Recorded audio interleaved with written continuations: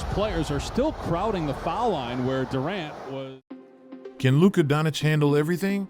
I believe we have been asking ourselves this question far too frequently.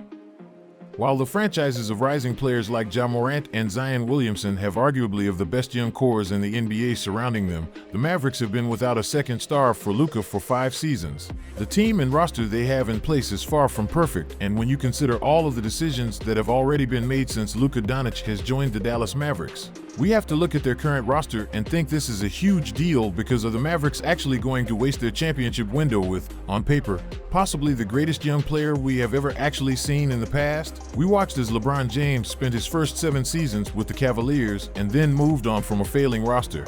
We saw Kevin Durant get outpaced by Steph Curry as OKC's front office refused to sign any kind of good three-point shooter. Meanwhile, right now Luka Dončić is averaging over 34 points per game in one of the most dominating young campaigns we have seen to start a season. But more impressively to me, when we take last season into account, we have over a 100-game sample size. And in those 100 games, Luka would join this elite list of the only 8 players to average at least 29 points per game between the ages of 22 and 23.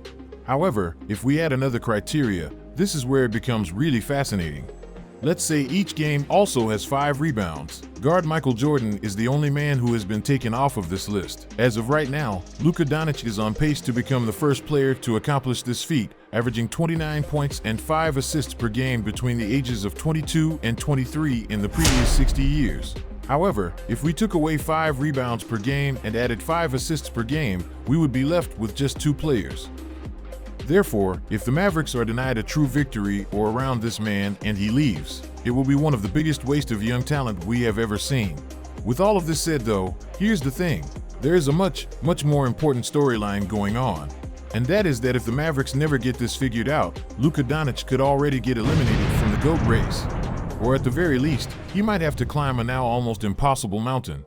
The last thing I want to do is discount Luka from any GOAT race. So what I'm really saying is there should be a fire under the Dallas Mavericks. But to get them to improve while they have the young girl, they need to get Luka a better score here, and they need to do it fast. We of course know that LeBron James would go on to have tremendous success in a team sense after these first 7 seasons, but LeBron was forced to go make a super team in Miami that was not his first choice due to the mistakes of the Cavaliers front office. At the time, LeBron himself was given an almost impossible route as someone such as Tim Duncan or Kobe Bryant or Steph Curry. Those 3 superstars benefited heavily from immediately playing with great front offices. Tim Duncan seemed to have David Robinson on it, and they would go on to bring in Manu Ginobili and Tony Parker, and then later on bringing Kawhi Leonard. Kobe and the Lakers, well, he was drafted when his front office was already bringing in Shaq, and then nobody would say that the Shaq and Kobe Lakers did not have tons of talent. From there, the Lakers were also able to completely rebuild around Kobe and win an additional 2 titles with Pau Gasol and then of course currently Steph Curry. Well, the Warriors front office has not been able to miss, but then look at what happened to LeBron James, who only made a slash. Got swept in the NBA Finals once in his first stint with the Cavaliers because while Dwayne Wade's front office was getting him guys like Shaquille O'Neal, the Cavaliers would begin the LeBron James era with one of the craziest NBA free agent stories we have ever seen. By the way, if you are enjoying this video, it is 2023 and my goal on this channel is 2 million subscribers. That means in terms of quality, if you are liking this one, I'm going to be making videos exactly like this or better. And so as the story goes, behind the scenes, the Cavaliers made a handshake deal with Boozer in which the Cavs agreed to decline Carlos Boozer's option and then sign him long-term for $41 billion over 6 seasons. The problem was that the Utah Jazz came in with a $68 million counter offer that Carlos Boozer accepted. The Cavaliers owner would say, "I believed in Carlos," while Boozer says no handshake deal was made regardless of who was right. The Cavaliers office bumbled away. A 2-time All-Star already tying a hand behind LeBron's back. As LeBron would say, it's a hell of a blow. And it was in the 2006 playoffs. The Cavs would lose to the Pistons in the Eastern Conference semifinals in 7 games as the second leading scorer on the team behind LeBron, Wazoo, Dranis Ilgauskas with just 10.9 points per game. Boozer scoring and rebounding was missed, and then as was the scoring of one of the top free agents in 2005, as the 2005 free agent shooting guard class gave us incredible players such as Michael Rhett, who would average a combined 24.3 points per game between 2005 and 2008, and Ray Allen, a future Hall of Fame legend who was in his prime. The Cavs also could have pursued Joe Johnson, who would go on to become a multiple-time All-Star with the Atlanta Hawks, but instead at Cleveland would destroy their cap space by signing Larry Hughes, who would average just 15.5 points per game on 41% shooting the very next season as the highest-paid player on the team. And we've already mentioned a possibility for a better run for LeBron in 2006, but how about in 2008 when the Cavs lost in 7 games to the eventual NBA champion Boston Celtics, and who was it who iced Game 7 of this series? None other than Ray Allen. Are you actually kidding me? It also needs to be mentioned that the Cavaliers got straight up unlucky as the number 6 pick in the draft, right before LeBron James was Juan Wagner, who would suffer an extremely serious health condition and was forced to retire. So a bit of bad luck.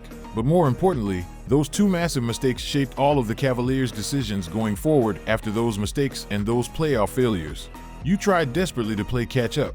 They signed too many older stars, they traded away too many draft picks, and suddenly their roster had no trade assets. Does that sound familiar?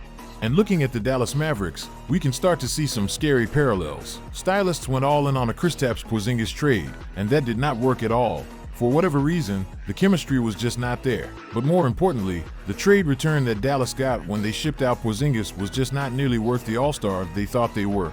Getting in Porzingis, that is especially not good when you consider the current state of the Dallas Mavericks roster. They do not have a young player that looks like he can grow into a second option. They do not have the trade assets to go out and get a second option, and they currently do not have the CAP space to sign a second option. Meanwhile, for our second example as to what an incompetent front office can do to you looking at Kevin Durant, it's easy and justifiable to bury the Thunder for trading away James Harden. However, the Thunder did still have 2 MVPs after this happened, which means the real atrocity that took place here was that somehow the Thunder were never able to surround these 2 stars with a shoot. In the 2010 playoffs, the Thunder would shoot 5 for 19 from 3 in an elimination at Game 6, as this also happened. Double him, you cannot leave him one-on-one. Bryant for the lead, misses, Gasol banks it in with 0.5 of a second remaining. Lakers by 1. Cephalosha looking, finds Westbrook, puts it up at the buzzer, off the rim, and the Lakers win and advance to the second round. You got a double if you cannot leave him one-on-one. Bryant for the lead misses Gasol, thanks again with 5 out of 10 of a second remaining, finds Westbrook, puts it up in the buzzer off the rim, and the Lakers been in advance for this series against the Lakers. OKC shot under 30% from 3, so you'd think the front office would fix this problem only with the 2011 playoffs wide open. The Thunder found themselves matched up against the eventual NBA champs, the Dallas Mavericks, in the 2011 Western Conference Finals, where Dallas would make 38 threes to the Thunder's 22. OKC would also shoot even worse from 3 that playoff series, as they made only 27.5% of their shots from 3. The idea to get Kevin Durant and Russell Westbrook shooting around them was not exactly rocket science. Everyone knew it needed to be done, but the Thunder just couldn't do it. The 2014 Spurs made 20 more threes than the Thunder and shot almost 10% better, 40% to 30%, in the 2014 Western Conference Finals as the Spurs won in 6 games.